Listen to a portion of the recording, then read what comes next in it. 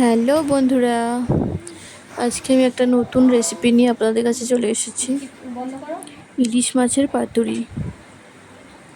আমি এখানে 8 পিস ইলিশ মাছ নিয়ে নিয়েছি। 2 চামচ টক দই, 2 চামচ কালো সর্ষে,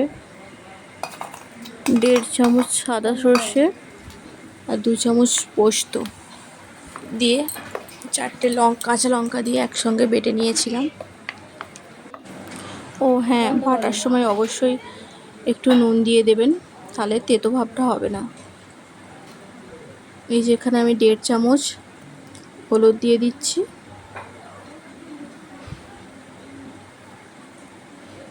এই যে তারপরে ছোট চামচের 3 চামচ এখানে আমি সর্ষের তেল দিয়েছি।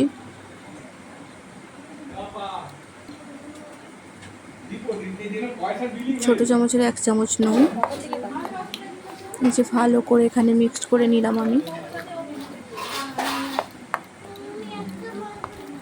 গ্রেভিটা খুব ভালো করে মিক্সড করতে হবে, যাতে সব মশলাগুলো ভালোভাবে মিশে যায়।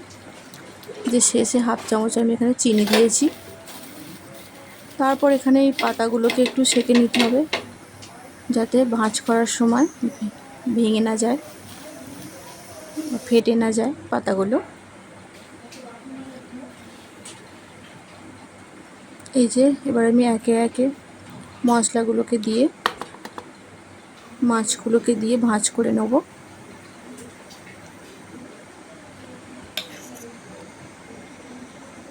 এই যে প্রথমে 1 চামচ মশলা দিয়েছি, তারপরে ওপরে 1/2 চামচ দিয়ে ভালো করে মাখিয়ে নিয়ে এর ওপরে তেল আর কাঁচা লঙ্কা দিয়ে আমি মুড়ে দেবো। এটাকে ভালো করে ভাঁজ করে নিতে হবে, যাতে সেদ্ধ হওয়ার সময় মশলাটা বেরিয়ে না যায়। এই যে আমি এখানে তেল দিয়ে দিলাম, একটা কাঁচা লঙ্কা দিয়েছি।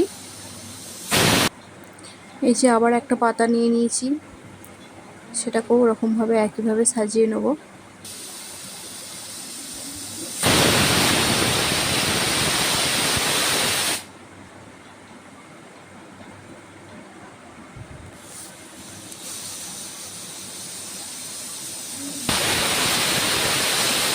এই যে কমপ্লিট এখানে তেল দেয়া।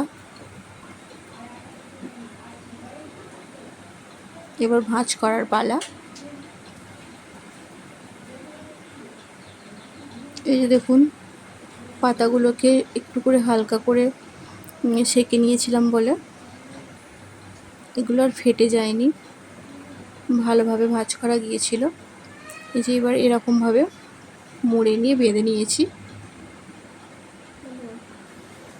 এখানে কড়াইতেও জলটা গরম হয়ে গেছে, ফুটে গেছে।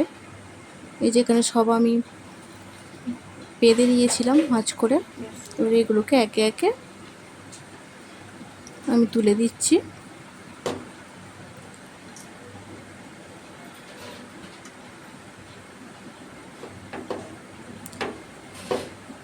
মোটামুটি সবগুলো এখানে ধরে গিয়েছিল, তাই আমাকে দুবার ধরে করতে হয়নি, একেবারেই কমপ্লিট হয়ে গিয়েছিল। 20 মিনিটের মতো আমি এখানে ভাপ দিয়েছিলাম। তারপরে এই যে কমপ্লিট, যে গরম গরম ভাতের সঙ্গে দেখুন পরিবেশন করেছি আমি। থ্যাংক ইউ বন্ধুরা, ভালো লাগলে কমেন্ট করবেন, লাইক করবেন।